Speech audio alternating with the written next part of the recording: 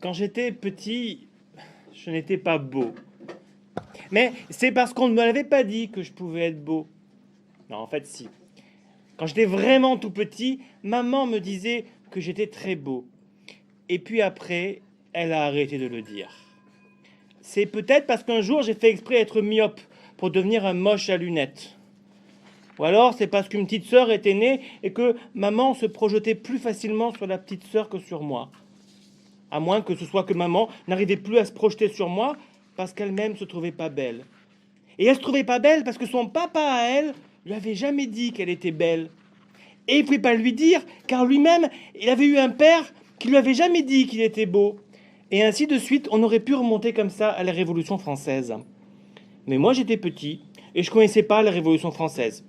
Ce que je savais, c'est que j'avais été très beau très petit, puis qu'un jour je l'ai plus été.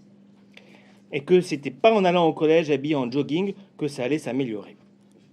Alors, j'ai décidé d'accepter de ne pas être beau. Que c'était ainsi, que ça ne changerait pas. Que j'étais moche, mais qu'en revanche, je savais faire des mathématiques.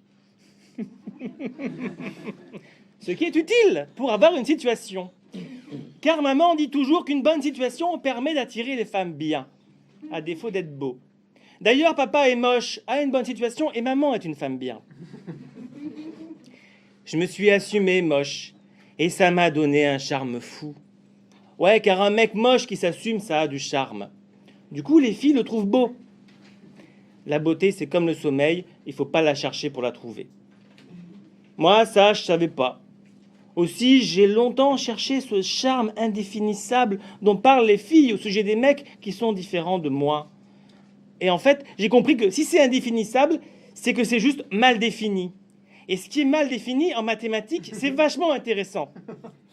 Prenez un triangle, par exemple, que vous appellerez ABCD. Mais pourquoi un triangle ne pourrait pas s'appeler ABCD? C'est pas plus con que s'appeler PH. Mais PH, c'est un segment. Je suis un milieu de segment d'abord. Rabattez un de ces sommets sur le côté opposé.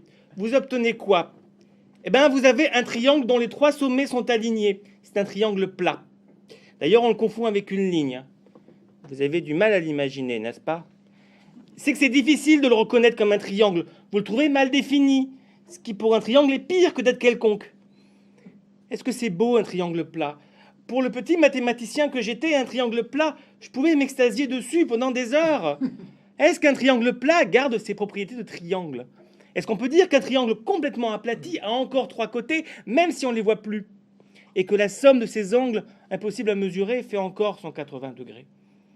Quand je pensais au triangle plat, comme un petit mathématicien, je me disais que parmi tous les triangles de la cour de récré, parmi les isocèles, les équilatéraux, les rectangles, ceux qui ont la chance d'avoir une identité de triangle bien définie, il y en a un qu'on oublie toujours, le triangle plat, tellement aplati sur lui-même qu'on lui dénie même l'appartenance à la communauté des triangles. Eh bien moi, quand j'étais petit, je me reconnaissais dans le triangle plat.